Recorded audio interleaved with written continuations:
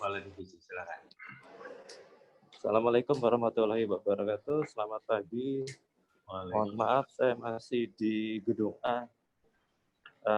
Pagi ini Dr. Ocha akan membawakan kuliah staff tentang rekonstruktif ladder. Jadi tangga rekonstruksi. Nah, mudah-mudahan ini berguna bagi sejawat bedah umum ya yang di daerah, sehingga kalau ada defek seperti ini apa ya pilihannya, mau skin graft, flap, free flap, flap lokal, flap jauh, nanti akan diterangkan oleh Dr. Ocha. Terima kasih Dr. Erwin sebagai moderator. Silahkan Dr. Ocha. Baik, terima kasih Dr. Adit. Saya share screen ya, izin.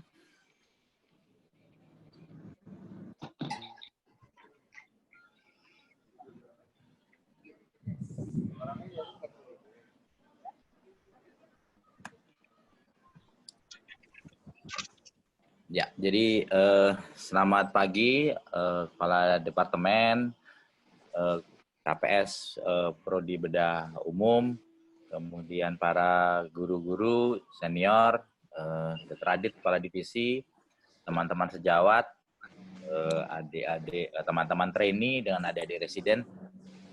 Pagi ini kami dari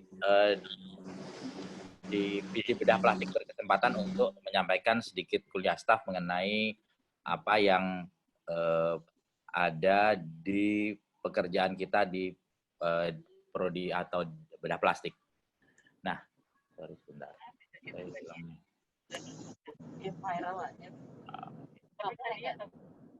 Bentar. Jadi yang kami sampaikan di sini, sorry nih, kursor saya hilang. Bentar ya, maaf. Iya, saya nggak bisa lihat.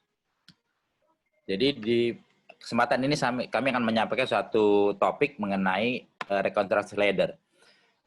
Jadi reconstructive ladder itu adalah suatu metode anatomi penutupan luka yang secara basic akan dipilih membantu kita sebagai suatu algoritma. Tetapi pada topik kali ini kami akan menyampaikan mengenai revisiting mengenai evolution reconstructive ladder, tetapi yang akan kita rubah menjadi reconstructive elevator. Sesuatu hal lama sebetulnya, tetapi kita sampaikan kembali sebagai metode penutupan luka yang kiranya akan sangat baik apabila kita aplikasikan pada pasien. Apakah itu?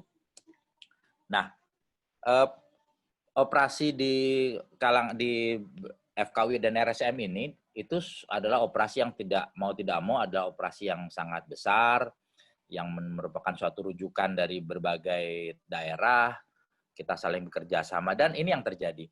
Jadi kalau pasiennya melihat dokternya banyak sekali nih, ada dokter anestesi, dokter bedah onkologi, ada dokter bedah mulut, ada THT, ada bedah plastik, ada trainee, dan lain-lainnya. Semuanya memiliki pemikiran masing-masing dalam kepalanya. Ya, tentu saja dokter onkologi akan berpikir, wah saya akan buang ini, tapi saya mau buang sebesar-besarnya supaya dia eradikasi atau kurabilitasnya menjadi baik buat pasien. Tetapi kemudian terbesit juga di separuh kepalanya adalah kalau kita buang nanti bagaimana ya merekonstruksinya gitu. Kemudian trainingnya tentu saja tidak, wah nanti dok kalau ini akan menjadi menjadi rekurensi, repot kita dok, nanti akan lebih susah lagi gitu. Bedah plastik juga akan berpikir kalau seperti sebesar ini defeknya, saya bagaimana menutupnya ya? Apakah saya boleh saya colek onkologinya untuk dok jangan gede-gede ya, sebatas secukupnya saja. Kemudian nanti kita bisa pikirkan radioterapi misalnya. Atau bahkan anestesi juga berpikiran, ini kalau operasi seperti begini darahnya berapa banyak, berapa lama kita kerja. Saya boleh nggak dok kalau saya minta cuma 2 jam saja misalnya. Nah ini pemikiran-pemikiran yang ada dalam masing-masing kepalanya, ya tentu saja semua baik, semua berpikir untuk keselamatan pasien. Tetapi hasil akhirnya tentu saja seringkali tidak bisa mencapai hasil yang terbaik buat kurabilitas pasien. Bagaimana sebaiknya? Ya, sebaiknya adalah semua bidang keilmuan itu memperdalam atau berpikir secara mendalam mengenai keilmuan atau keahliannya masing-masing. Anestesi akan menyiapkan bahwa pasien akan operasi lama, panjang, susah. Persiapkan pasien dengan baik. Teman-teman dari onkologi juga atau THT onkologi, bedah mulut yang seringkali melakukan eksisif dengan kami, harus berpikir juga bagaimana supaya terapinya terbaik. Bagaimana terapi ajuvannya? Berapa lama mesti dikerjakan? Sampaikan pada teman-teman yang bekerja bersama untuk oke, saya akan buang sekian besar, tapi tolong direkonstruksi dan harus selesai terapinya dalam waktu 2 minggu, sehingga kita bisa melakukan terapi ajuvan. Demikian juga bedah plastik yang merekonstruksi juga harus berpikirkan, ini bagaimana pemilihan rekonstruksinya? Apakah dengan pemilihan yang sederhana akan dapat mencapai hal yang diinginkan oleh sejawat onkologi atau tidak? Jadi masing-masing memperdalam keilmuannya demi pasien. Karena apa? Karena kita punya teman lain yang bekerja dengan keahlian yang juga sangat dalam di tempat tersebut. Ini adalah gambaran operasi yang dikerjakan di CCC yang kami catatkan dari station atau subdivisi bedah mikro.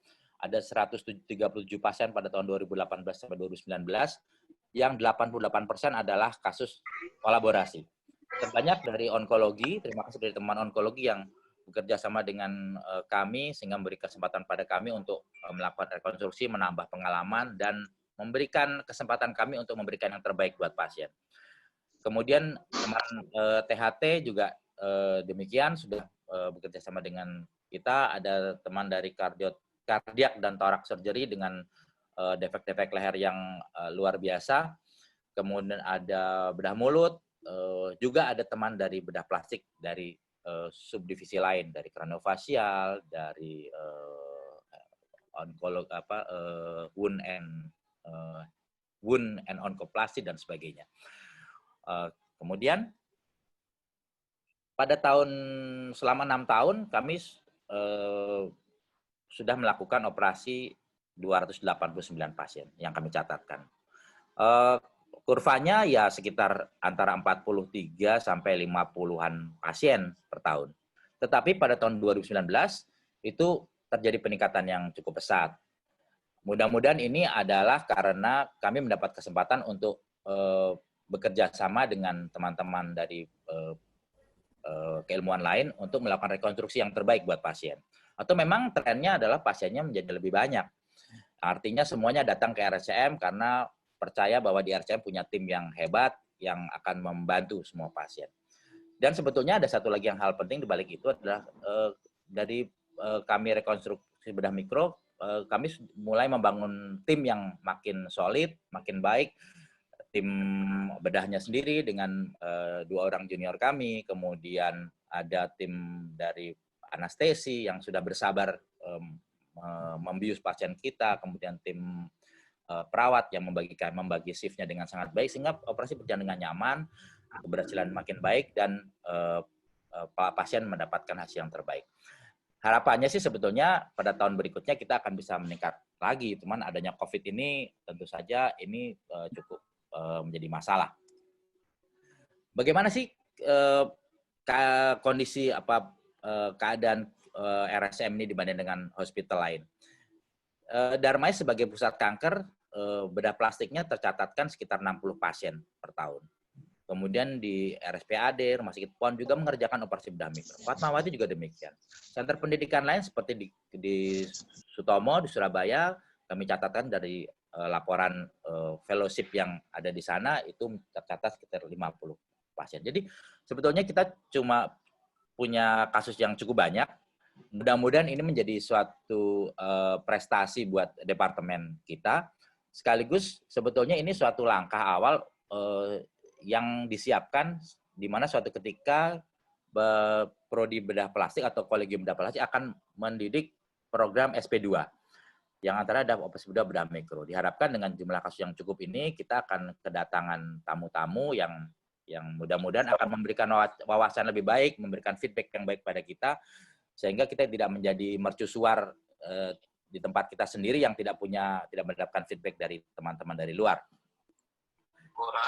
Di luar negeri kita lihat di Changken di Taiwan ini luar biasa, 100 kasus per tahun, ini banyak sekali fellowship yang datang dari tempat kita, dari tempat lain yang sangat banyak. Di tempat lain di Amerika, di Eropa juga sekitar 100 sampai 300 pasien. Tempat kita masih 90, artinya tempat kita sudah mulai mengejar dan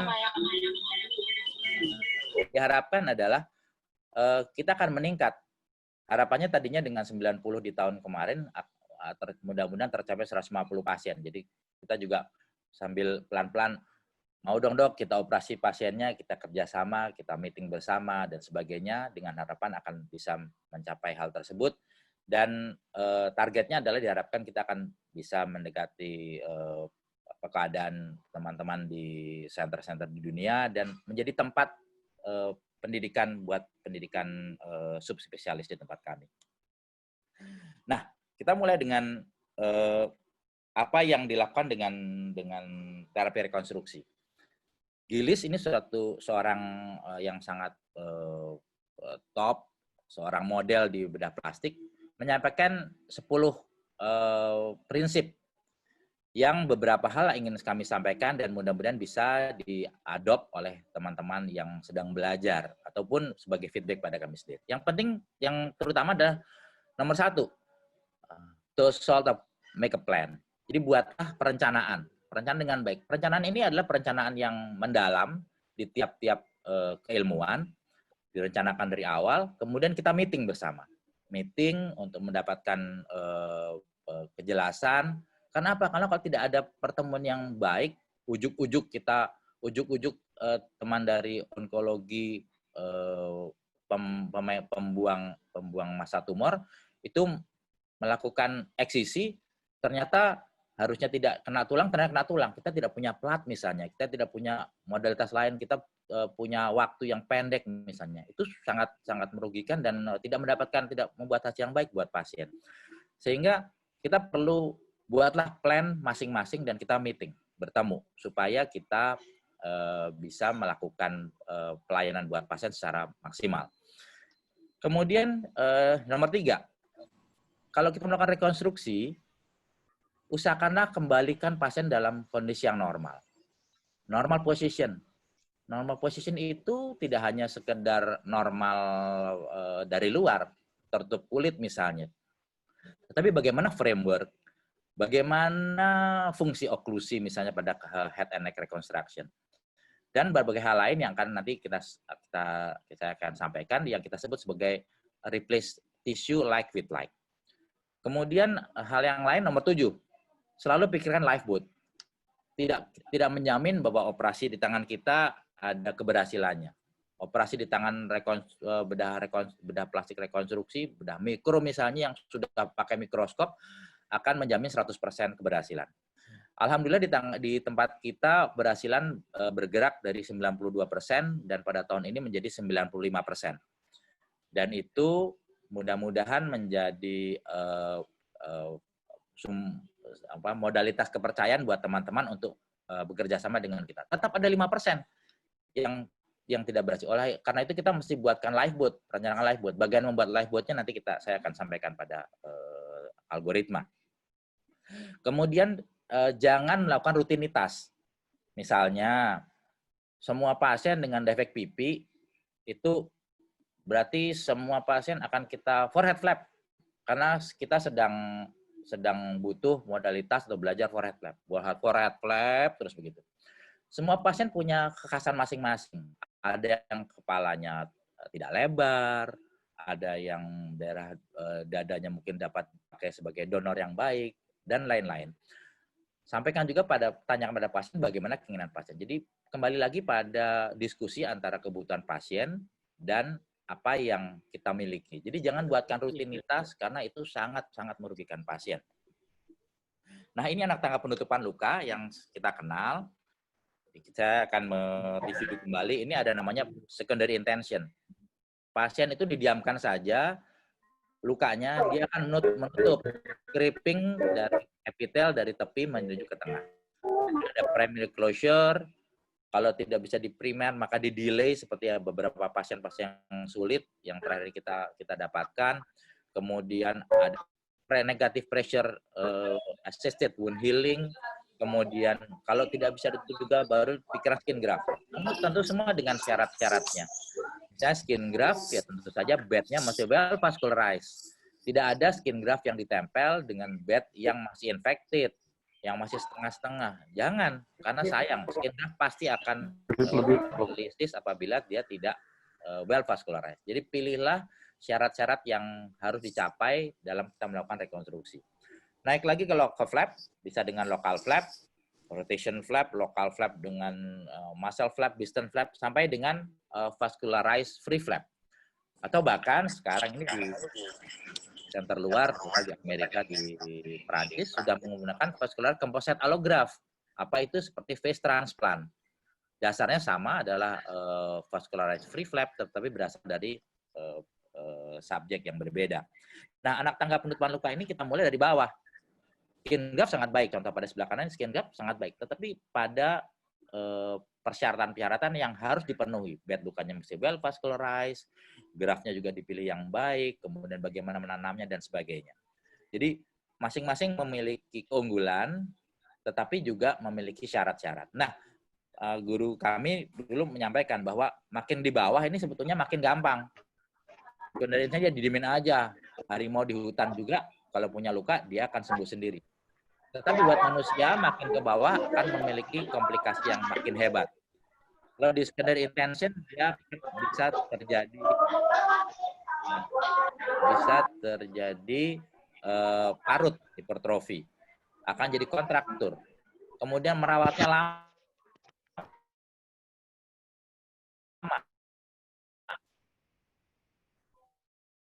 akan lebih lama.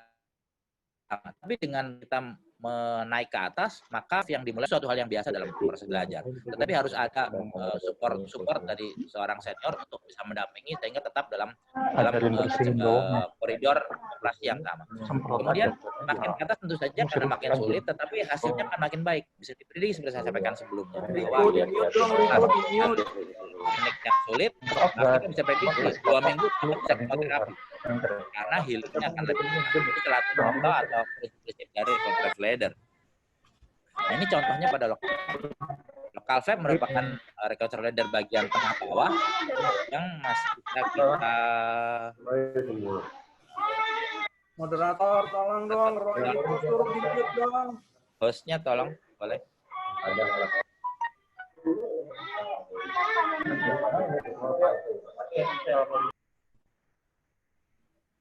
Oke, baik, terima kasih. Terima kasih. Nah, contohnya local flap. Local flap tentu saja kalau kita lihat anak tangganya ada di bagian tengah lah, tengah bawah tengah. Gitu. Luar biasa sebetulnya local flap ini. Kalau dilakukan pada pasien-pasien yang betul-betul cocok. Misalnya pasien seperti ini dengan defek kulit saja tanpa defek tulang, kemudian kita lakukan local flap dari daerah yang bersisian, bersebelahan. Dipindahkan, kemudian lihat tampak bahwa kontur warna kulitnya sangat mirip, kemudian karena dia pasien mempunyai kelenturan yang sangat baik, sudah tua, kebetulan pasiennya bisa menutup defek dengan sangat baik, dan kita mesti memikirkan bagaimana distorsinya. Apakah ada kelopak mata yang tertarik ke bawah, apakah ada telinga yang maju ke depan, apakah ada batas rambut yang juga akan berpindah posisi, dan hal itu sangat penting. Sangat penting, dan untuk saat ini adalah sesuatu yang lebih penting dari sekedar memindahkan flap. Sehingga itu mesti menjadi pemikiran kita bersama. Dikerjakan skin graft, oke, apa untung dan ruginya. Jadi ini salah satu contoh pemilihan sesuai dengan anak tangga penutupan luka yang paling baik buat pasien, lengkap dengan berbagai macam komplikasi yang harus kita jawab kalau kita akan melakukan pemilihan tersebut. Lalu bagaimana bila defeknya luar biasa? Pasien dengan kehilangan total maksila, kehilangan palatum, framework hidung, atau pada gambar kanan pasien dengan tumor yang dieksisi demikian luas, meninggalkan soft tissue di bawah, ada bone yang expose. Apakah kita tetap memilih skin graft saja sebagai awal atau kita pilih sesuatu yang lebih tinggi. Ya, kita mesti lihat lagi, apakah ini pasien ini punya modalitas lain. Kalau pasien berencana dengan modalitas lain, maka kerjakanlah yang terbaik. Atau bahkan untuk kali ini, palliative surgery pun memerlukan suatu tindakan yang baik. Saya mengambil contoh misalnya, di Amerika di sana, pasien-pasien yang diambil wajahnya sebagai face transplant, tidak didiamkan wajahnya dalam keadaan terbuka, kemudian dimakamkan atau dikremasikan. Tetapi dibuatkan suatu masker dari resin yang akan menggambarkan wajahnya itu sendiri. Sehingga dia tetap dalam secara paliatif, walaupun sudah mau meninggal pun, diberikan penghargaan yang begitu tingginya. Sehingga pasien-pasien kita pun seharusnya yang masih berkeliaran, masih kontrol, masih bertemu dengan sanak famili, juga harusnya mendapatkan pelayanan yang sangat baik dalam hal rekonstruksi. Nah, yang kiri adalah tangga, seperti yang disampaikan. Kita pilih dari yang paling bawah, paling mudah, kemudian nanti kalau tidak bisa tercukupi syaratnya, baru kita naik lagi ke atas. Tetapi kita saat ini menganut reconstructive elevator. Jadi kalau kita mau, kalau naik tangga kan, kalau kita naik tangga di Kencana lah misalnya, untuk naik ke lantai 4, kita mesti berdiri di lantai 1, lantai 2, lantai 3, dan sebagainya. Tetapi dengan reconstructive elevator, maka kita langsung memilihkan sesuai dengan diskusi yang baik, sesuai dengan perencanaan yang baik, kita bisa langsung memilihkan, oke, pasien ini saya akan lakukan distant flap. Kita langsung pencet lantai ke 1, 2, 3, 4, kita akan sampai pada distant flap. Tanpa perlu mampir dulu pada skin graft dulu, dan sebagainya. Itu yang kami sampaikan sebagai reconstructive elevator. Apa syaratnya? Syarat terpenting adalah untuk mencapai hal yang lebih tinggi, maka harus dikuasai rekonstruksi yang lebih rendah. Jadi kalau kita mau distant flap, kita mesti mahir dulu menjahit yang baik. Mahir dulu melakukan skin graft yang 100% take. Harus mahir dulu melakukan local flap yang baik. Mengapa? Karena kita kadang-kadang memerlukan lifeboat. Bagaimana kita melakukan operasi yang susah, kalau lifeboatnya sendiri tidak bisa menggantikan kalau kita gagal pada tahap tersebut. Jadi kalau gagal harusnya lifeboat di bawahnya harus 100% berhasil. Dan itulah yang kami sampaikan sebagai kita belajar bertahap, belajar dari bawah. Ketika sudah punya modalitas macam-macam, kita bisa memilih reconstructive elevator tersebut.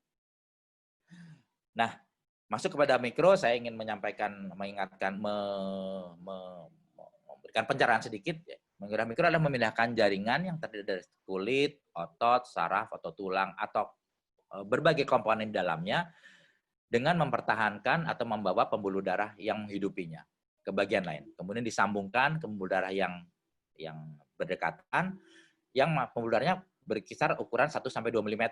Kalau ukurannya besar, barang mungkin sejawat dari bedah vaskular memiliki kompetensi tersebut. Atau bedah torak kardiak vaskular juga memiliki kompetensi tersebut. Mengapa kita pilih pembuluh darah yang kecil? Karena kita tidak inginkan adanya morbiditas pada tempat lain. Misalnya kita ambil soft tissue dari paha.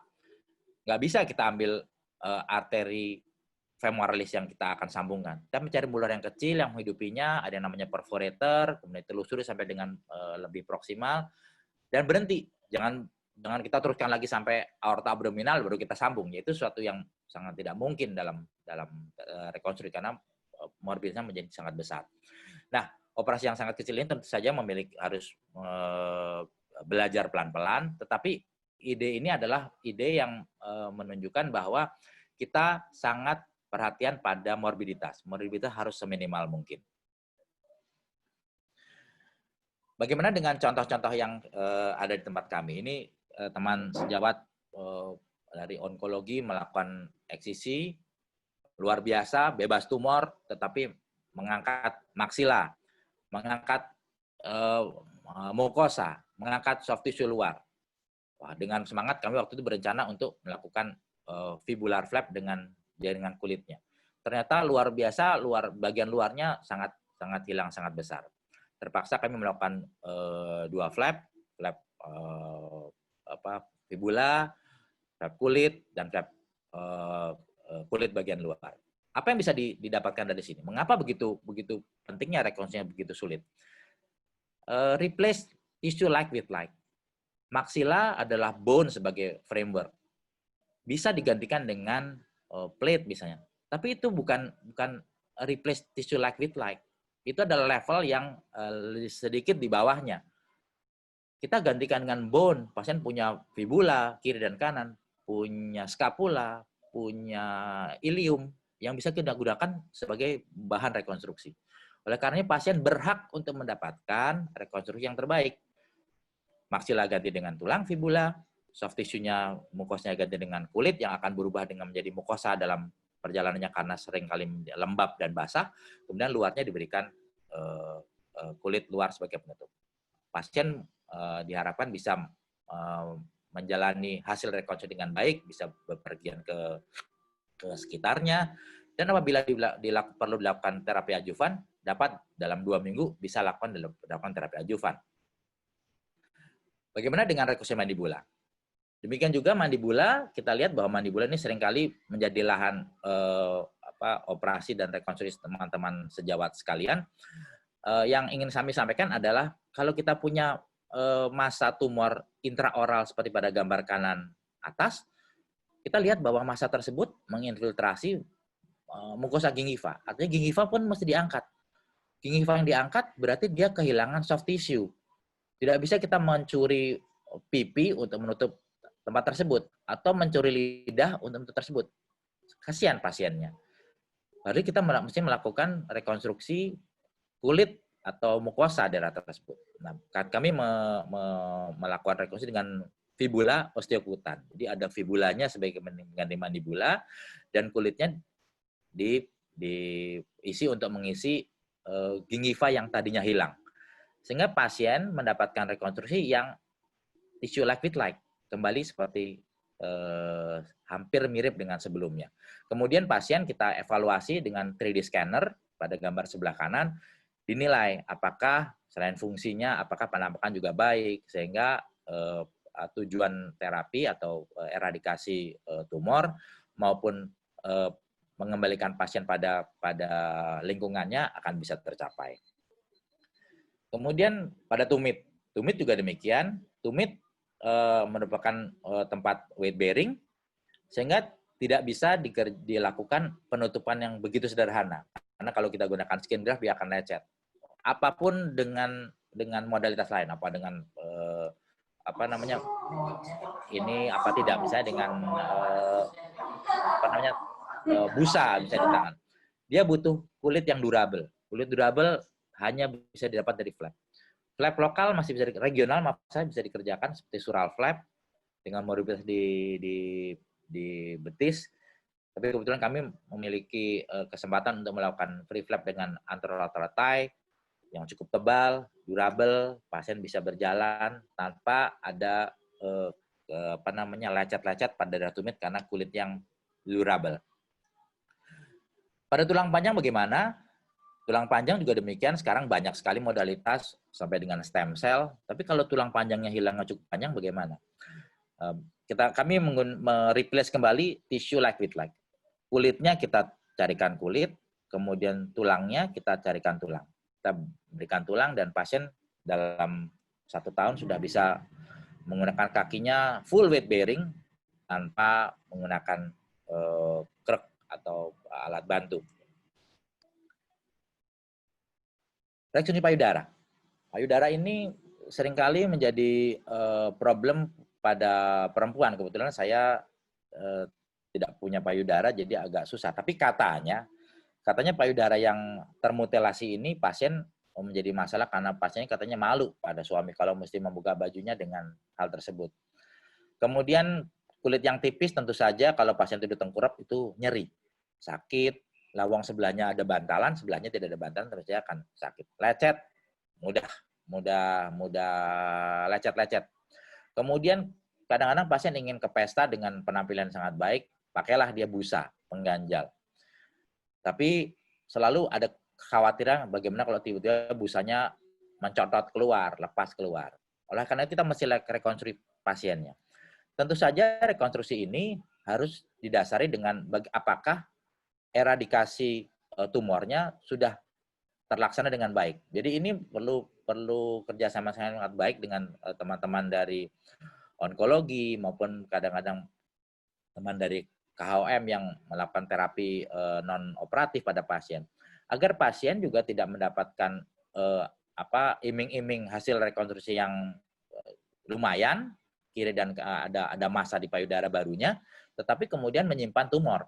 Jadi sangat penting kita melakukan kerjasama, tetapi harapan agar pasien mendapatkan sesuatu yang baik itu tetap ada, dan mudah-mudahan selalu ada di pemikiran kita seperti gambar saya yang pertama, bahwa semua melakukan hal yang mendalam, tetapi tujuannya adalah bagaimana harapan pasien dan kesehatan pasien.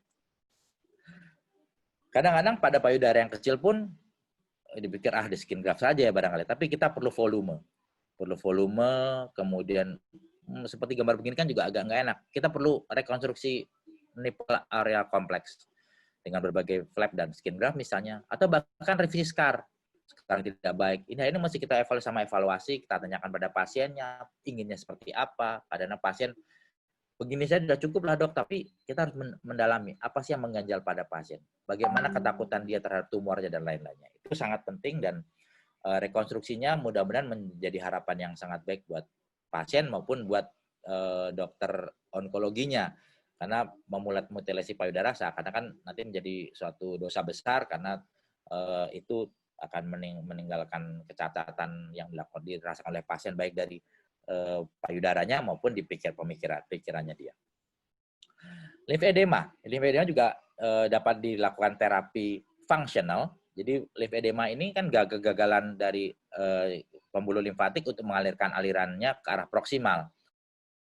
Kemudian bisa dilakukan terapi pada pasien yang terseleksi dengan baik, yang memang kandidat, dapat diberikan terapi fungsional.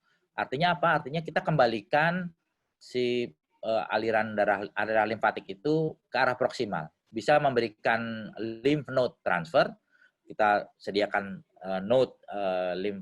lymphatic node itu dipindahkan dari satu tempat ke tempat yang lain, divaskularisasi, kemudian dia akan seperti sucking, seperti generator yang akan menyedot cairan limfatik, atau lebih sederhana dikerjakan lymph to venous anastomosis. Ini anastomosis dengan pembuluh darah yang sangat kecil. Kemudian ini kelasnya kita sebut sebagai suatu microsurgery. Dia sudah mulai dikerjakan oleh tim kami yang lebih muda. Kemudian sesuai dengan Dr. Ruth tadi sampaikan, yang tua-tua istirahat aja ya dok ya gitu. Jadi yang muda sudah mulai melakukan tindakan seperti ini. Hasilnya cukup lumayan, pasien cukup menjanjikan, dan diharapkan akan tetap akan evaluasi untuk melihat apakah working apa tidak. Nah, itu melakukan evaluasi dan evaluasi. Jadi operasi pun harus dilakukan dengan evaluasi yang baik. Nah, ini yang saya sebutkan sebagai bagaimana kita dalam mengaplikasikan rekonstruksi ladder dan rekonstruksi elevator itu harus memiliki kemampuan yang baik pada anak tangga rekonstruksi yang di bawahnya.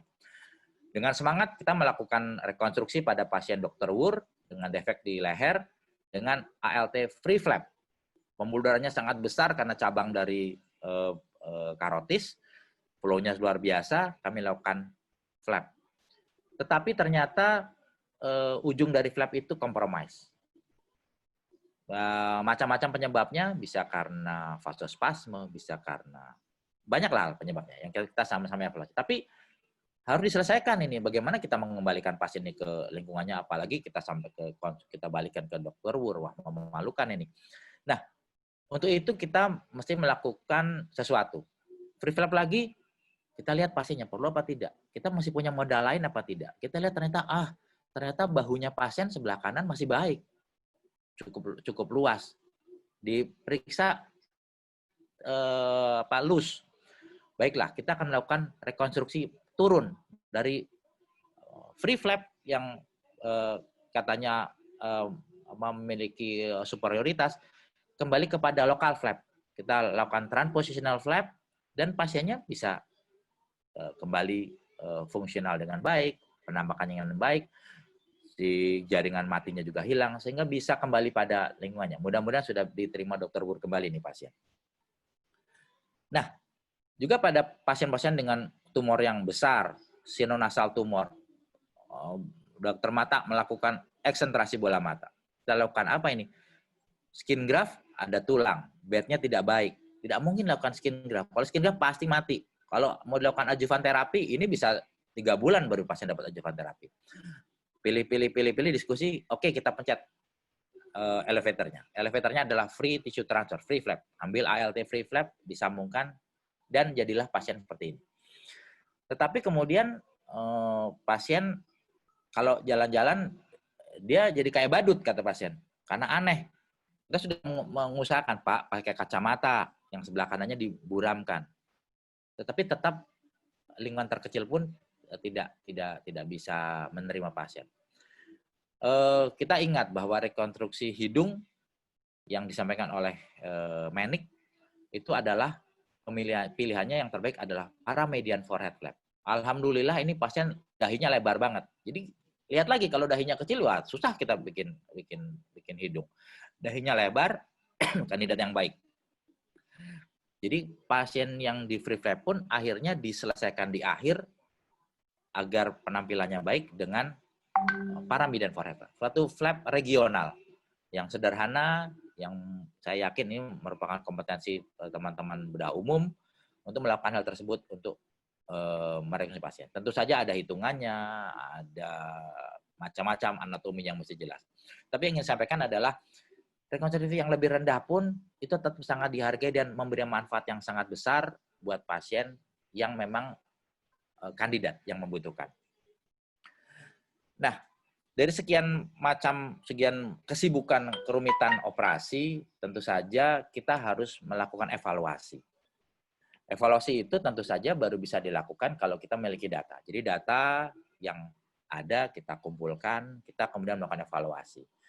Dan evaluasi ini di tempat pendidikan akan sangat terbantu. Jadi tulisan konsultan itu sangat terbantu oleh kebutuhan presiden juga yang ingin meneliti sebagai prasyarat akhir ujian nasional. Jadi ini bedah umum Dr. Ciputra, kemudian dibimbing oleh Dr. Diani dan Dr. Parintosa melakukan evaluasi terhadap fungsi pasien-pasien yang dilakukan fibular flap. Fibular flap ini pasien yang sangat banyak kebetulan di tempat kami selama sekian tahun, kemudian didapatkan hasilnya.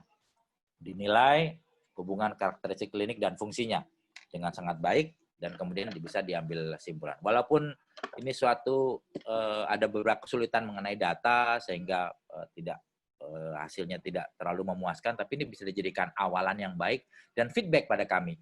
Jadi jangan hanya kerja saja, tapi kumpulkan data yang baik, datanya juga harus bisa diolah dengan baik karena lengkap, karena terpercaya dan lain-lainnya. Itu suatu pengalaman kami dalam mengumpulkan data yang sampai saat juga masih dalam proses pengembangan. Kemudian untuk melakukan pelatihan kita juga membutuhkan sesuatu tools. Tools itu kalau di bedah kardiak, torak dan kardiak ya kalau tidak salah itu punya namanya Arroyo. Betul ya dok? Jadi Arroyo itu microvascular anastomosis yang berukuran besar nih kalau nggak salah. Saya lupa ya 1 senti apa setengah apa 5 mili begitu ya. Mahal. Tidak semua dapat. Kemudian waktu dulu kita masih dapat dari sponsor yang menyediakan untuk training. Kemudian ada peserta pendidikan S1 dari teknik mesin menyampaikan ide-ide dan kita langsung menyambut. Jadi ini adalah paper atau model yang dikerjakan oleh mahasiswa S1 teknik mesin yang menjadikan tesis akhirnya, yang kemudian kami bimbing supaya bisa mendapatkan hasil yang baik dan tentu saja paling penting bermanfaat. Kemudian dilakukan tes. Dr. Rian sedang ngetes di antara setelah operasi sedang melakukan tes. Apakah sampel tersebut itu mirip dengan pembuluh darah aslinya? Sebelum berpindah pada pembuluh darah yang lain, misalnya pembuluh darah pada ayam yang biologik, tapi biologik kan susah, nggak bisa di mana-mana. Ini Dr. Rian cukup di ujung kamar istirahat operasi, dia bisa utik-utik sebentar, kemudian memberikan feedback. dilakukan feedback oleh beberapa microsurgeon, kemudian dapatkan hasil yang memang harus ada perbaikan, tetapi pada dasarnya ini bisa digunakan. Mudah-mudahan teman-teman yang berminat dalam anastomosis bedah mikro itu dapat memanfaatkan hal tersebut. Dan ini menunjukkan bahwa kita sudah mulai bekerja dengan ternyata di keilmuan lain di seberang sana itu punya juga tuh keinginan untuk membantu kita dalam bidang medis. Nah, tentu saja dalam melakukan rekonstruksi yang saya sampaikan tadi, anak tangga, elevator, itu ada learning curve. Ada hal yang kita bersahabat dengan waktu, tidak bisa kita tiba-tiba menjadi ahli. Karena kalau sudah ahli, itu ada lagi tuh. Bagaimana kita mengakses kemungkinan-kemungkinan yang terjadi. Ini biasanya masih kita sering diskusikan dengan junior saya, Rian dan Sarah. Anastomosis luar biasa, tetapi tolonglah Pak Bos ceklah, barangkali masih tension, barangkali posisi tidak baik. Nah, itulah yang namanya learning curve. Semua mesti belajar dengan baik. Semua hal dianggap penting, karena sesuatu yang kita anggap remeh, kadang-kadang itu menjadi sumber bencana dari flap atau rekonstruksi yang kita kerjakan. Nah, kita usahakan dalam learning curve itu kita mulai dari yang sederhana. Seperti tadi, dengan model, atau dengan tools yang lain. Misalnya kita bawa paha ayam, pembuluh darahnya lumayan, sangat mirip. Kemudian mikroskop didorong-dorong susah. Kami buatkan training box, kemudian ada handphone dengan kameranya, kita lihat. Jadi seperti melakukan simulasi pada pasien. Ini penting melakukan latihan tangan. Nanti kemudian baru eye to object training, di mana kita mesti melihat di bawah mikroskop yang sangat besar. Dan ini dikerjakan pada residen, memberikan pengalaman pada mereka, dan ini satu contoh bahwa ini bisa dikerjakan di mana saja. Silakan dibawa pulang buat teman-teman yang berminat, kemudian dilakukan learning, latihan yang baik, kemudian nanti baru kita berperang pada saat kita melakukan tindakan pada pasien, yang hasilnya harusnya menjadi hasil yang sangat baik. Apa take home message dari yang kami sampaikan pagi ini? Kita adalah tim yang multidisiplin. Tim yang multidisiplin itu akan sangat baik hasilnya apabila setiap individu bekerja dengan fokus pada keilmuannya masing-masing yang dalam. Jadi serahkan operasi itu pada teman onkologi. Serahkan pada sekarang bedah kulit mulai merambah nih. Merambah dengan Mohs surgery-nya. Nah, kenapa kita nggak belajar Mohs surgery ya gitu. Luar biasa ya. Kita tidak bisa menganggap remeh. Mereka juga sekolah di luar negeri dan lain-lainnya. Artinya ada tempat orang lain yang juga bekerja dengan sangat dalam, kita mesti hargai itu.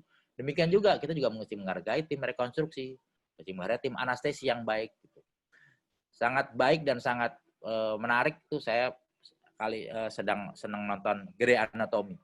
Di setiap operasi yang dilakukan, operator akan mengucapkan ada dua hal. Kalau pasiennya mati, mereka akan menyampaikan time of death. Tapi kalau operasinya selesai, mereka selalu mengucapkan good job tim, thank you. Itu suatu yang menurut saya luar biasa, yang sangat menghargai masing-masing tim dari multidisiplinnya. Kemudian yang kedua adalah prinsip replace like with like, itu sangat penting dilakukan. Jadi kembalikanlah pasien kita, berikanlah pelayanan dengan menggantikan sesuatu yang hilang sesuai dengan yang hilang tersebut. Sehingga pasien bisa kembali dalam hasil rekonstruksi yang maksimal. Kemudian jangan lupa lifeboat. Lifeboat mesti kita pikirkan. Jadi kalau kita mengerjakan local flap, maka flap apa lagi yang akan bisa kita berikan. Jadi kalau kita tidak punya lifeboat, lebih baik kita berkonsultasi. Kita tanyakan, colek teman kita yang kira-kira punya pengalaman dengan lifeboat yang lebih banyak. Kita bekerja sama sehingga pasien punya perencanaan yang baik dan punya target yang akan dicapai. Kemudian tidak bisa melakukan algoritma yang itu saja pada pasien, karena pasien punya keunikan masing-masing. Seperti saya sampaikan tadi. Forehead flap, paramedian forehead flap, sangat bagus tadi gambarnya, luar biasa. Tetapi di pasien lain, kami lakukan forehead flap pada pasien yang dahinya sangat pendek, itu luar biasa susahnya. Miring sana, miring sini, perlu trik, banyak trik. Jadi pasien perlu dilakukan sesuatu yang sesuai dengan kondisi pasien. Kita pilihkan pasien terbaik sesuai dengan kondisi pasien dan kemampuan kita masing-masing. Kemudian seringkali pasien harus bersabar dengan waktu. Ada multi-stage reconstruction, seperti tadi kurang hidungnya kita tambahkan. Tetapi kembali lagi, bagaimana problem utamanya, bagaimana onkologinya. Onkologinya pinginnya bagaimana? Pinginnya 2 minggu harus kemoterapi. Sampaikan dengan sangat baik, sehingga kita bisa menunda rekonstruksinya, rekonstruksi lanjutan, dan lain-lainnya. Sehingga pasien terinfo dengan baik, dan pasien biasanya akan senang itu dengan tim yang bekerja sama dengan baik. Kemudian yang paling penting adalah walaupun ini pasien rekonstruksi, tetapi fungsi dan estetik itu menjadi suatu yang sangat penting buat pasien. Saya selalu menganggap bahwa kita punya 10 pasien. Berarti semua pasien itu energinya mungkin menjadi 10%, masing-masing 10% kita berikan pada pasien. Kan kita punya energi 100%. 10% buat A, 10% buat B, 10% buat C, dan sebagainya. Tapi buat pasien, dia ingin mendapatkan rekonstruksi atau pelayanan yang 100%. Jadi tidak adil kalau kita hanya memberikan 10% pada dia, padahal pasien mengingat 100%. Jadi harusnya kita begitu datang pada pasien A, kita berikan 100% pada A. Kalau kita tidak sanggup, tunda pasien lainnya. Pasien B kita berikan 100% pada pasien berikutnya. Sehingga tercapailah fungsi dan estetik yang baik. Jadi bukan hanya sekedar mengisi lubang, menutup defek sederhana saja, tetapi pikirkanlah bahwa pasien ingin mendapatkan sesuatu yang paling baik. Dan itu sangat diharapkan pada dokter sekalian. Ini gambaran operasi pada saat hari-hari tahun yang lalu, masih ada residen yang bekerja bersama kita beramai-ramai, operasinya rame, dan kemudian new normal. New normal istilah yang cukup ya, bolehlah buat kita semua, tapi kalau buat keluar kayaknya baiknya jangan new normal, tapi adaptasi kebiasaan baru. Karena normal dianggap semua jadi normal. Adaptasi kebiasaan baru, artinya kebiasaan baru itu kita mesti adaptasi. Kita mesti pakai face shield, mesti pakai masker yang berlapis-lapis, kemudian jumlah orang yang terbatas. Tetapi pasien onkologi ya Dr. Erwin, Dr. Diani, Dr. Sona tahu bahwa pasien onkologi tidak bisa ditunda, kasihan sekali. Sehingga kita harus melayani pasien itu dengan baik. Kita buatkan jadwal yang baik, kita buatkan perencanaan yang baik. Jangan sampai juga begitu habis operasi, tiba-tiba 3 tim ini harus dirumahkan. Kita akan berhenti semua. Jadi persiapan yang baik, perencanaan baik, di era adaptasi kebiasaan baru ini, tetap pelayanan bisa kita lakukan dengan metode yang baru. Jadi terima kasih buat semua. Mudah-mudahan apa yang kami sampaikan bermanfaat buat kita semua, buat Departemen Bedah, buat pasien-pasien kita. Terima kasih buat tim saya yang selalu mensupport. Satu lagi ada Sekretaris Penelitian Dr. Dita yang juga sangat mensupport. Mudah-mudahan tim yang baik itu dapat menjadi kebanggaan buat departemen, juga mendapatkan hasil yang baik buat pasien. Doa saya sih mudah-mudahan nih anggota muda kami cepat menjadi staf yang lebih jelas sehingga bisa mengembangkan ke arah yang lebih baik. Jadi saya bisa bekerja lain. Terima kasih. Wassalamualaikum warahmatullahi wabarakatuh. Waalaikumsalam. Terima kasih Dr. Ocha atas presentasi yang menarik. Kemampuan Dr. Ocha itu tidak dibangun dalam 1-2 tahun. Sejak kami lulus dari 2007, rasanya Dr. Ocha lebih banyak mengerjakan mikro ya, dibandingkan dengan kasus yang lain ya. Juga di bedah plastik, guru-guru kami, Dr. Imam, Prof. Pala, Dr. Gentur, membuat suatu majoring. Jadi satu staf itu mendalami satu bidang yang akhirnya hasilnya yang tadinya Dr. Ocha learning curve-nya mungkin di atas sekian belas jam, sekarang bisa di bawah sekian belas jam. Jadi perbedaan yang signifikan, tapi tidak dibangun dalam 1-2 tahun. Dan juga kalau mikro harus ada tim. Jadi Dokter Ocha nggak bisa bekerja sendiri, tentunya asistennya juga harus punya kemampuan yang sama dengan Dokter Ocha. Karena ini pekerjaan yang halus, sangat mengandalkan koordinasi mata dan gerakan motorik yang halus. Dari Chief atau dari residen dulu, kalau ada pertanyaan silahkan.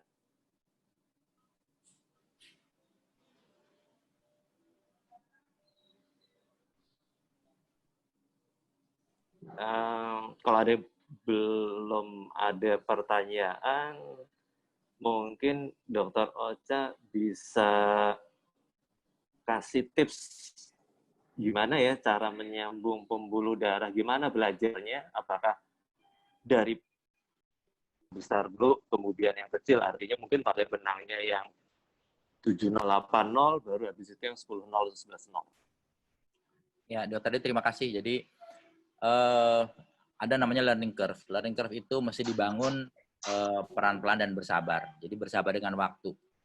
Tetapi jangan berjabatan tangan saja dengan waktu. Tapi kita mesti melakukan sesuatu yang lebih. Artinya apa? Ketika teman-teman sedang tidur, dulu sebelum tercapai learning curve-nya, saya di rumah 2 jam itu melakukan anastomosis, melakukan penjahitan pada latex model. Latex model kan sarung tangan kalau dipotong kan sulit banget tuh. Bagaimana dia aproksimasi tanpa overlapping. Nah, itu mesti dilakukan. Di koordinasi mata, koordinasi tangan itu mesti dikerjakan. Banyak sekali training yang bisa dilakukan. Tapi adalah yang paling penting itu. Sayangnya memang di tempat kita ini operasi itu simulasinya sangat kurang ya. Jadi memang harus berinovasi supaya bagaimana kita melakukan operasi di nefus misalnya yang baik. Itu kan sangat susah. Harus ada nefusnya betulan gitu. Bagaimana kedalamannya? Sangat susah memang. Simulasi itu memang diharapkan suatu ketika akan ada dan bisa menjadi inovasi masing-masing. Nah, anastomosis itu tadi selain bersahabat harus melompat supaya tidak tertinggal, karena di tempat lain orang-orang sudah luar biasa, ada laboratorium dan lain-lain. Jadi mulai dari yang mudah, yang besar. Kalau sudah mudah, yakin, minta seorang yang senior untuk melihat apakah ini sudah baik. Kemudian baru masuk kepada manusia. Kenapa? Karena seringkali kalau kita sebagai pemegang bedah itu saya ingatkan bahwa kita selalu ada yang namanya no turning back. Kalau sudah dipotong, nggak bisa jadi nggak kepotong. Pasti harus dijahit, ada scar dan sebagainya. Jadi no turning back. Ini makanya harus hati-hati sekali, apalagi buat pasien. Jadi latihanlah di belakang layar dengan baik, kemudian bersahabat dengan waktu, mastery satu demi satu. Jadi jangan satu kali anastomosis end to end, kemudian bosan end to side. Mastery dulu satu-satu. Kemudian juga mungkin di tempat kita kalau misalnya buat flap itu flap yang sederhana. Kalau di free flap paling sederhana adalah radial forearm free flap. Pembuluh darahnya jelas, tempatnya jelas, dan sebagainya. Jadi mastery itu, karena kalau kita mastery di satu bidang, maka hal tersebut bisa menjadi lifeboat. Kalau kita gagal di tempat yang lebih susah, kita balik ke tempat berikutnya, keberhasilannya 100%. Sehingga pasien tetap mendapatkan pelayanan yang paling baik. Itu sih pengalaman saya, Dr. Adit. Terima kasih. Terima kasih, Dr. Ocha. Silakan kalau ada residen mau bertanya.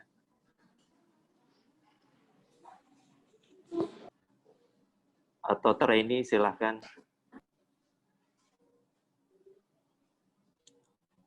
Saya ingat cerita dulu Dokter Imam ya, waktu masih bedah umum. Beliau di rumah sakit Tugu kalau nggak salah, ada tangan kepotong, beliau sebagai bedah umum nyambung tangannya dan hidup.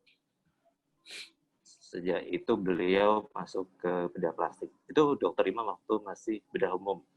Sehingga beliau dikasih oleh Dokter Sidik kalau nggak salah satu set mikro ya, Cak ya? Ya. Dokter Imam. Oke. Kalau dari residen ada pertanyaan, saya memberikan kesempatan untuk para sejawat konsulen, silahkan. Terima kasih Dokter Adit, saya Diani, Dok. Iya, Diani. Iya, terima kasih Dokter Ocha, presentasinya cukup menarik. Jadi kemarin memang Dokter Ocha dan saya beserta satu PPDS mengevaluasi pasien-pasien yang dilakukan free flap khususnya untuk manibula. Saya rasa sih ini satu suatu hal yang bagus ya, karena bedah onkologi juga bekerja sama dengan teman saya dari plastik, Dr. Ocha, untuk kasus-kasus rekonstruksi. Jadi saya berharap juga untuk kedepannya kita bisa mengevaluasi pasien-pasien tidak hanya di mandibulah, Dr. Ocha, mungkin juga di kasus-kasus di oral cancer, untuk tang cancer dan sebagainya yang bekerja sama dengan plastik, kita evaluasi dari sisi mungkin dari sisi flap, dari fungsinya dan juga dari rekarensinya. Saya rasa sih itu saja Dr. Ocha, nanti kita bisa kembangkan ke depan, kita mulai pasien-pasien kita catat dengan baik, kemudian kita evaluasi. Itu saja Dr. Adit. Ya, terima kasih Dr. Diani. Semoga harapan kami juga di Departemen Bedah, rekonstruksi dengan bedah mikro ini bisa membuat suatu layanan unggulan lah, kira-kira seperti itu. Ya. Barangkali dari Dr. Sonar sebagai kadep untuk memberikan kata penutup. Dr. Adit, mungkin saya pengen nanya, Dr. Adit. Silakan, Dr. Tono, silakan. Terima kasih Dr. Ocha atas presentasinya yang luar biasa. Jadi nggak cukup baik seperti Dr. Diani bilang gitu, sebetulnya luar biasa ini. Dr. Ocha, kita ketahui bahwa teknik untuk microsurgery ini sangat beda dengan bedah vaskuler ya.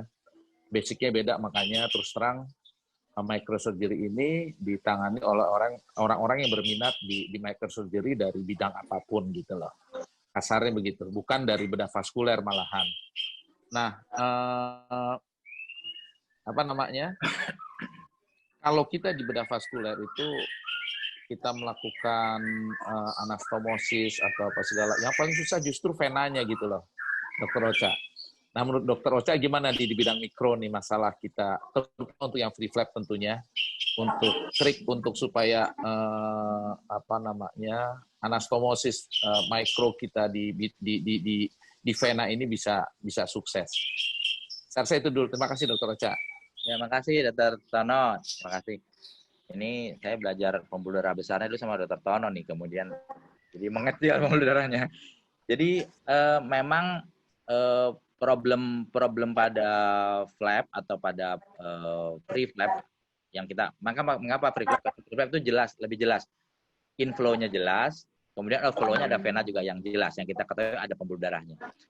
Ya, saya ingatkan bahwa problem dari membuat flap itu adalah inflow, kemudian flap-nya sendiri yang penuh dengan pressure, penuh dengan luasnya dan sebagainya, dan outflow. Jadi ada 3 hal ya, seperti kita juga menganut trias Virchow tuh. Jadi kalau pasien masuk ke ICU, tensinya drop, mati flap kita, Dok. Kita punya pasien seperti itu. Jadi kita mesti tanya nih, kalau pasien post op ICU aman nggak? Kalau nggak aman, jangan kita mulai operasinya. Nah, memang problematikanya yang paling utama adalah sebenarnya semuanya sama-sama penting, arteri penting, vena penting, tapi arteri kan punya pressure yang baik, sehingga kemungkinan mikrotrombus itu menjadi lebih kecil karena ada flow yang akan melewatkan mikrotrombus tersebut. Tapi pada vena, dia memang secara anatomi dia aliran flow-nya adalah aliran yang sangat lambat, sehingga perlu kejelian dalam tidak membuat endotel rusak, baik endotel karena trauma atau karena harvesting yang ditarik-tarik. Itu kalau kelihatan di bawah mikroskop memang sangat jelas, itu endotelnya akan rusak. Kemudian juga teknik menjahit juga yang sangat baik yang kita lakukan di BSS, jadi jahitnya mesti eversi. Jadi itu dasar yang paling baik. Nah, kalau kita sudah mahir melihat di inflow dengan segala macam kemahirannya, kemudian outflow dengan memelihara aliran darah dan kemudian anatomi yang baik, maka ternyata ada hal yang paling penting lagi dalam bedah mikro. Apa itu? Adalah si flap yang dipindahkan itu seperti bayi ternyata. Jadi dia tidak bisa kondisi seperti tempat sebelumnya. Apa sih? Kalau tempat sebelumnya dia punya tension itu dengan tension yang sedang-sedang saja dia masih masuk itu flow-nya, pada flap dia tidak bisa. Jadi dia harus benar-benar loose, benar-benar nyaman di tempatnya. Nah, itu yang seringkali terlupakan. Dua hal yang menurut saya sering terlupakan yang pernah disampaikan oleh teman-teman yang dari lulusan kami yang mengerjakan bedah mikro itu waktu kami ke tempat sana, nomor satu ada flow. Mereka melihat begitu ada arteri, terus muncul mancur-mancur, itu mereka pakai. Nah, itu tidak cukup ternyata. Jadi kita mesti membuat, kalau saya bercanda di kamar operasi, saya bilang, kalau ada inflow atau flow arteri resipien, maka flow-nya harus mancur sampai operator di kaki atau sampai ke lampu. Kenapa? Karena dia adalah cabang dari pembuluh darah besar. Dengan pembuluh darah yang kecil, maka seperti kita membuat semprotan air, makin dikecilkan akan makin muncrat. Jadi itu prinsip pada resipien arteri. Nah, pada vena, kalau dia ada tension, dia akan lebih menguncup, kemudian aliran yang lambat juga akan membuat dia mudah trombosis.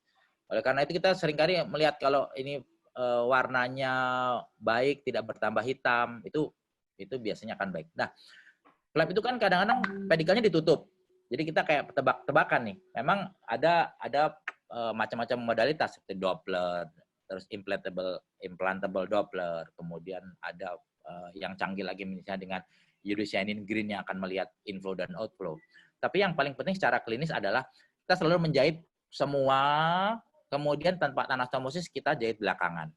Kenapa? Karena kita akan lihat apakah kualitas venanya itu sama seperti sebelumnya. Jadi kalau kualitas vena sebelumnya di kaki itu warnanya biru tua, maka kita dipindahkan mandibula, dia warnanya juga harus sama. Kalau warnanya lebih hitam, ini saya 24 jam kemudian kita mesti reeksplorasi. Itu kira-kira pengalaman dari saya, Dok. Jadi sangat setuju, venanya sangat bermasalah, tetapi kita harus membuat vena itu tidak boleh tegang sama sekali, harus loose, tidak boleh kinking, kadang kita mesti ganjel supaya, itu perjuangannya di bedah mikro. Dalam 24 jam pertama itu aman, biasanya semua aman. Terima kasih. Satu lagi Dr. Ocha, mungkin Dr. Ocha. Kan tadi Dr. Ocha melakukan free flap yang kadang panjang sekali gitu ya, Dr. Ocha. Bagaimana Dr. Ocha memperkirakan bahwa flow dari inflow maupun dari outflow-nya itu bisa sampai ke daerah yang paling ujung dari free flap kita gitu, Dr. Ocha. Terima kasih, Dr. Ocha. Ya, Dok, makasih. Jadi memang kita kenal kalau dalam flap atau dalam badan kita ada namanya angiosom. Jadi angiosom itu ada 400 angiosom. Angiosom itu satu teritori dari kulit itu diperdari oleh satu perforator. Dan itu begitu dia masuk ke kulit, dia akan menyebar di subdermal plexus untuk ke tepinya. Dan itu punya teritori masing-masing. Nah, teritori itu kadang-kadang kita membuat flap, itu teritorinya di luar batas tersebut. Jadi di luar batas tersebut. Tapi nggak usah takut, karena ada namanya vessel yang hubungkan antara teritori satu dengan teritori yang lainnya. Dan itu diharapkan akan terbuka, yang kita sebut sebagai choke vessel. Nah, terbuka itu ada berbagai caranya. Bisa di-delay, bisa dihangatkan, atau kita berikan flow yang sangat kuat. Jadi sangat penting memang pada saat kita melakukan harvesting, flap, itu di tempat asalnya kita evaluasi dulu. Jadi jangan ujuk-ujuk begitu dipindahkan mati. Kita lihat kalau di tempat asalnya sudah baik, maka kita bisa pindahkan. Kalau di tempat asalnya tidak baik, mungkin kita bisa lakukan delay, Dok. Di-delay, ditunda 3 hari, 5 hari, kemudian nanti kelihatan tepinya choke vessel akan terbuka, tepinya akan bisa hidup, baru kita pindahkan. Jadi sebetulnya badan kita sangat bersahabat. Kalau dia iskemia, saya selalu kalau ngajar koas tuh, kalau ikan saya ini kekurangan oksigen, dia akan menggap-menggap. Jadi vessel juga gitu. Kalau jaringannya kurang oksigen, dia akan menggap-menggap. Artinya choke vessel yang tadinya kecil akan terbuka. Tapi itu butuh waktu. Jadi di-delay, kemudian baru dipindahkan. Kalau semuanya oke pada saat hari yang sama, maka flap langsung bisa kita pindahkan. Demikian, Dok. Terima kasih, Dr. Ocha. Terima kasih, Dr. Ocha. Terima kasih. Ya, barangkali ada konsulen yang ingin mengajukan pertanyaan. Bang Ocha. Ayo, Alhamdulillah. Dokter Ocha, boleh mau nanya. Silakan, Dr. Ramadu. Dokter Ocha, kalau untuk defek di ankle, di calcaneus, pada pasien diabetes itu angka keberhasilan free flap berapa persen ya? Wah. Banyak pengalaman. Jadi kalau saya lihat dari catatannya seorang microsurgeon di Korea yang namanya JP Hong, beliau sangat di banyak paper menyampaikan mengenai free flap pada diabetes. Kalau nggak salah pernah diundang oleh vaskuler ya waktu itu ya, betul dok ya. Nah, itu beliau memang menggeluti di situ dan beliau menyampaikan bahwa pembuluh darah yang kecil itu seperti tadi saya bilang seperti selang yang ditutup sehingga flow-nya akan sangat luar biasa. Jadi beliau menggunakan pembuluh darah yang sangat kecil malah untuk menyambung hal tersebut. Keberhasilannya tetap di atas 95%. Tetapi memang seleksinya sangat penting. Jadi seleksinya Dr. Ahmadud sangat penting. Dan untuk ekstremitas sedikit lebih sulit karena harus mempertahankan main arterinya. Jadi kalau kita sambung ke arteri besar, biasanya kita sambung end to side. Secara teknis lebih sulit, tetapi angka keberhasilan end to side dan end to side itu sama, tidak berubah. Bahkan menjahit dengan jahitan satu-satu dan jahitan continuous pun itu di beberapa paper disampaikan itu angka beratnya sama. Tetapi harus dikerjakan dengan sangat detail. Jadi jangan sampai endotelnya tear, kemudian jangan sampai menjahit black wall dan sebagainya. Jadi kalau memang ada kasusnya, kemudian kasusnya itu memang secara seleksi itu layak untuk dilakukan penutupan defek, mudah-mudahan itu bisa mempercepat proses penutupan lukanya. Jadi pasien bisa kembali lagi aktivitas dan lain-lain. Gitu Ahmadu. Oke, terima kasih. Berhubung waktu sudah jam 9, bisa saya simpulkan. Iya, Dr. Erwin. Sedikit saja, Ya. Dokter.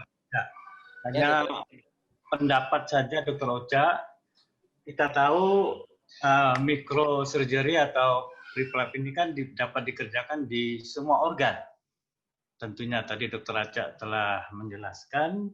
Dan kita tahu juga saat ini berkembang organ oriented, di mana masing-masing bidang keilmuan bergerak maju ke masing-masing dan makin lama makin dalam. Contohlah katakan breast. Orang-orang yang berkecimpung di breast berkembang terus sehingga mereka juga menginginkan suatu tindakan free flap. Misalkan dalam suatu pendidikan. Kira-kira bagaimana pendapatnya Dr. Ocha untuk ke depan? Misalkan, ya silakan. Ya, terima kasih Dr. Erwin. Jadi tadi disampaikan Dr. Tono juga bahwa microsurgery itu sebetulnya ada suatu keterampilan yang dapat dicapai oleh atau dimiliki oleh semua dokter, termasuk dokter bedah dapat mengerjakan itu.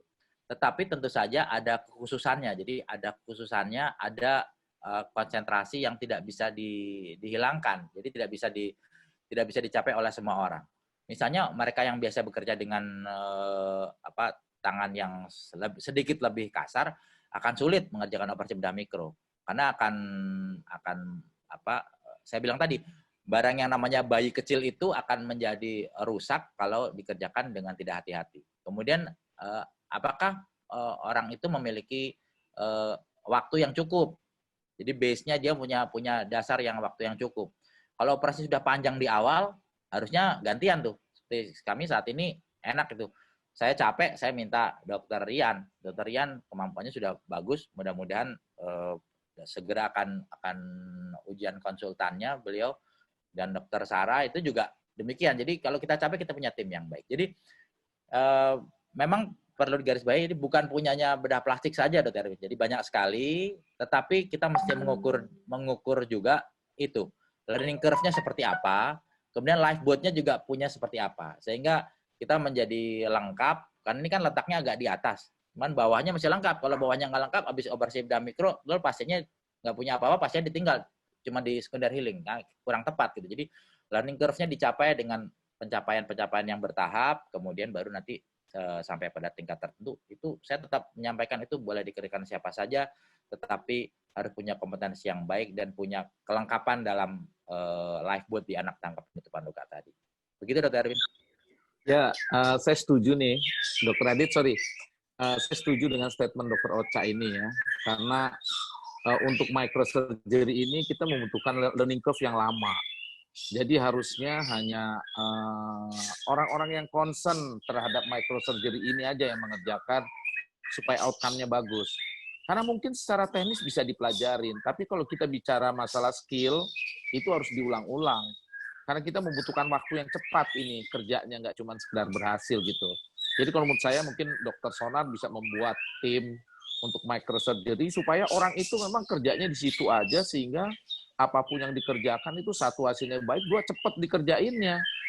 Nggak bisa enggak. Dan menurut saya memang harus seperti yang Dr. Ocha katakan, harus orang-orang yang memang concern di situ, nggak bisa karena ini organnya punyanya dia, jadi dia mengerjakan ini sekalian nama itu apa segala, pasti outcome-nya jelek. Saya rasa itu. Makasih.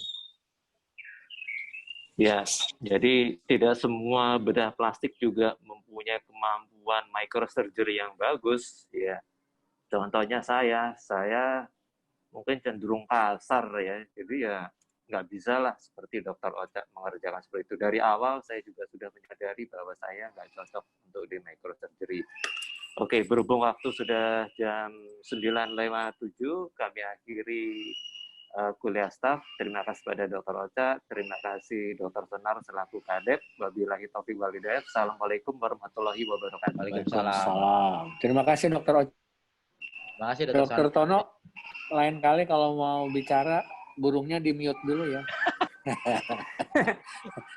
Enak dok, merdu. Dr. Ocha itu yang apa namanya? Yang jumlah itu yang negara-negara ini misalnya di Taiwan 1.000 ya. Ya dok. Terus yang di Eropa ada yang 100, ada yang 200. Itu satu rumah sakit atau negara ya? Satu rumah sakit dok. Jadi di Taiwan tuh di Changken itu mereka punya, ya mereka punya 67 kamar operasi, microsurgery-nya sekitar 12. Oke. Ya jadi memang berkembang dan baik buat pendidikan dok itu dok. Ya jadi makanya saya tadi yang disampaikan. Gue kirim berapa aja ke lu, Cak? Masanya. Ya dokter, ampun. Memang kita sekarang di rumah sakitnya memang pendekatannya harus layanannya ya. Jadi artinya siapapun nanti ya boleh aja selama dia kompeten. Jadi yang penting kita servisnya menawarkan. Kita punya nanti microsurgery center misalnya di sini kan, supaya bisa terus akan berkembang gitu. Jadi yang susah memang sekarang masalah share kompetensi. Nah ini yang memang juga apa ya selalu menjadi sebenarnya ganjalan di Indonesia ini untuk bisa mendapatkan suatu layanan yang paripurna, karena selalu kita dibatasi oleh batas-batas yang kadang-kadang terlalu kaku sehingga layanannya jadi kurang berkembang. Saya pernah saya lupa. Pas saya tahun 97 setahun saya selesai bedah onkologi, saya belajar mengenai waktu itu lagi in-nya itu yang tram flap itu. Saya ke Perth waktu itu. Di sana ada satu center untuk simulasi operasi, jadi di kamar operasi yang khusus buat kadaver. Instrukturnya itu dari Inggris, terus saya lihat CV-nya. Dia itu lulus sebagai THT. Habis THT dia terus nggak tahu gimana pindah ke ortopedi. Terus sekarang jabatan itu kepala departemen rekonstruksi. Dan memang ngajar terus rekonstruksi terus.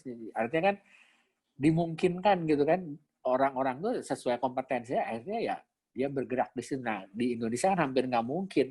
Misalkan saya misalnya mau tiba-tiba pindah ke ortopedi, pasti nggak mungkin, nggak akan diterima lah. Tapi di luar itu selama orang itu kompeten, silahkan aja. Yang penting kan servis buat pasiennya bagus. Saya kira itu yang nanti kita harus mencoba lah untuk mendiskusikan masalah share kompetensi ini agar yang kita tuju itu adalah pelayanan untuk pasien yang maksimal. Siapapun asal dia memang kompetensinya bagus, ya silahkan gitu kan. Dan nanti makanya sebenarnya arah kita sekarang remunerasi itu sebenarnya udah betul. Cuma karena masih belum terlalu jelas, jadi tetap orang masih mengejar volume sekarang. Karena kalau volumenya banyak, ya dia remunnya jadi banyak juga. Nah, ke depan sih kira mungkin pendekatannya harus lebih pasien oriented lah.